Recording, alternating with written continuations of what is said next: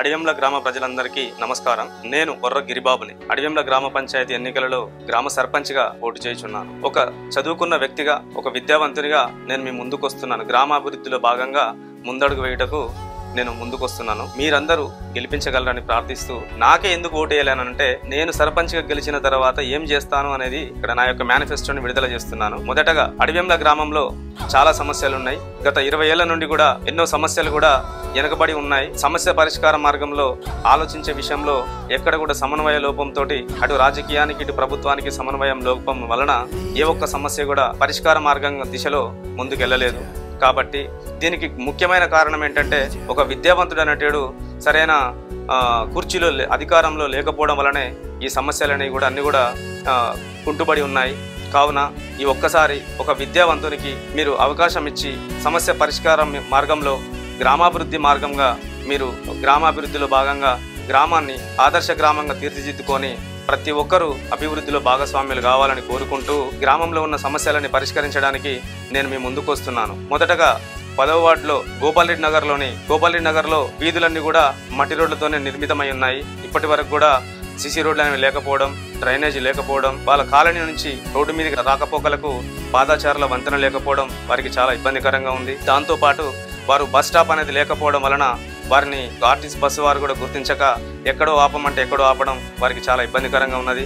కావున 10వ వార్డులోని గోపాల్రెడ్డి నగర్లో వారందరికీ కూడా వారి కాలనీలో ఉన్న రోడ్లన్నీ కూడా సీసీ రోడ్లు నిర్మితం చేసి సోలార్తో కూడిన విద్యుత్ దీపాలను ఏర్పాటు చేస్తాను.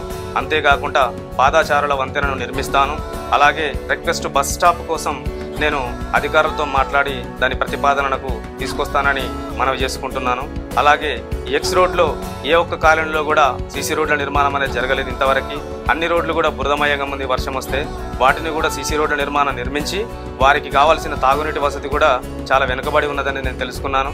కావున తాగునీరు మరియు ఆ నీటి సమస్యను కూడా తొలగించేసి వారికి అక్కడ కూడా నేను సోలార్తో కూడినటువంటి విద్యుత్ దీపాలను ఏర్పాటు చేసి వారిని చీకట్లో నుంచి వెలుగులోకి తీసుకొస్తానని నేను మనవి చేసుకుంటున్నాను.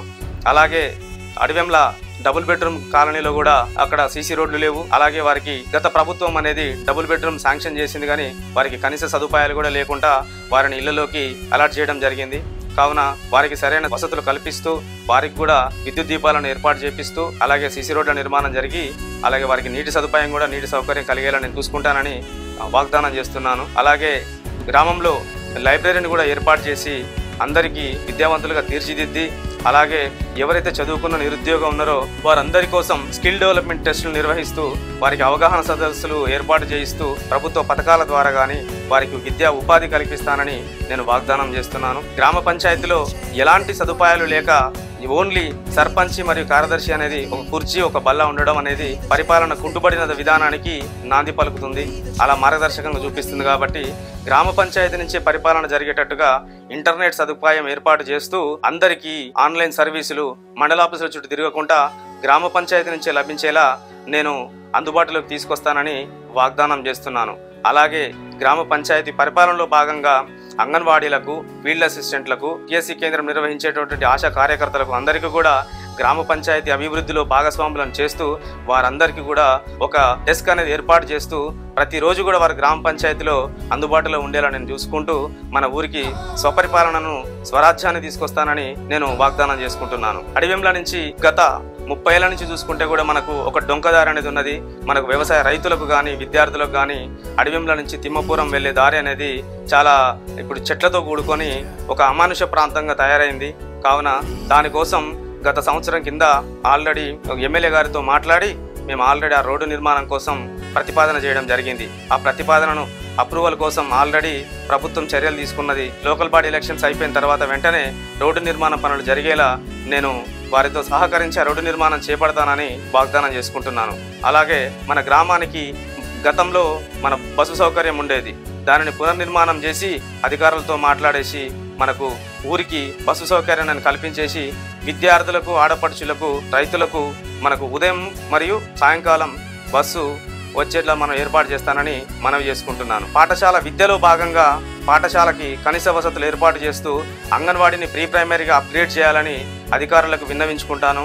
అలాగే ఇప్పటి వరకు ఉన్న 5వ తరగతి వరకు ఉన్న మన పాఠశాలను 7వ తరగతి వరకు ఇంటిగ్రేట్ చేసేలా మరియు కొత్త గదులు కూడా నిర్మించేలా ప్రభుత్వాన్ని వేడుకుంటూ విద్యలో ఆంగ్ల భాషలో విద్యను అవలంబించడం ద్వారా ప్రైవేటు పాఠశాలలకు మన ఊరు నుంచి విద్యార్థులు వెళ్లకుండా వారికి రవాణా మార్గంగా కానీ ఆర్థిక పరంగా కానీ నష్టం వాటిల్లకుండా మన గవర్నమెంట్ ప్రభుత్వ పాఠశాలలోనే విద్యను అవలంబించేలా చర్యలు తీసుకుంటానని మనవి చేసుకుంటున్నాను. అడివెంల ఎక్స్ రోడ్ దగ్గర ఉన్నటువంటి వడ్డెర కాలనీ వారి యొక్క సమస్యలను గత ప్రభుత్వం 10 ఏళ్ల పరిపాలనలో కూడా వారి సమస్యలను ఎలాంటి వ్యక్తి కూడా పట్టించుకోకుండా వాటిని వదిలేశారు.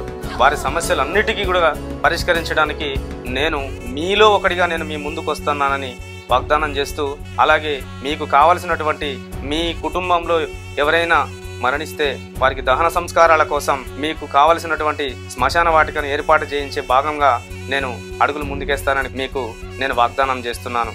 అలాగే ఎస్సీ కాలనీలో నిర్మించినటువంటి ఎస్సీ కమ్యూనిటీ హాల్ని నిర్మించి గత ప్రభుత్వం నిరుపయోగంగా వదిలేసింది.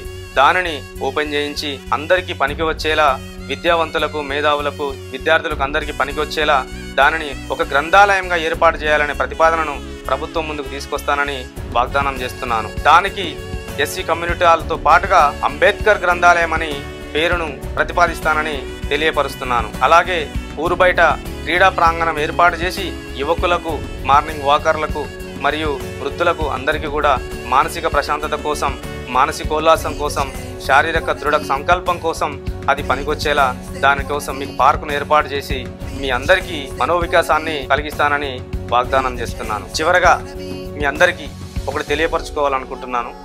నాకెందుకు ఓటేయాలని అడగాలని ఒక ప్రశ్న ఉంటే ఆ ప్రశ్నకు సమాధానంగా నేను ఒకటి తెలియపరుస్తున్నాను. సర్పంచి హోదా పరిధిలో ఏ సమస్య అయితే గ్రామ పంచాయతీ పరిధిలోకి వస్తుందో ఆ పరిధిలో ఉన్న ప్రతి ఒక్క సమస్యను నాకున్నటువంటి విద్యా అర్హతతో ఏ మండల ఆఫీసుల చుట్టైనా కానీ, జిల్లా ఆఫీసుల చుట్టైనా కానీ మీలో ఒకటిగా నేను తిరిగి ఆ సమస్యలన్నిటికీ కూడా పరిష్కరించేంత శక్తి, ఆ తెలివి, మేధస్సు నాకున్నది.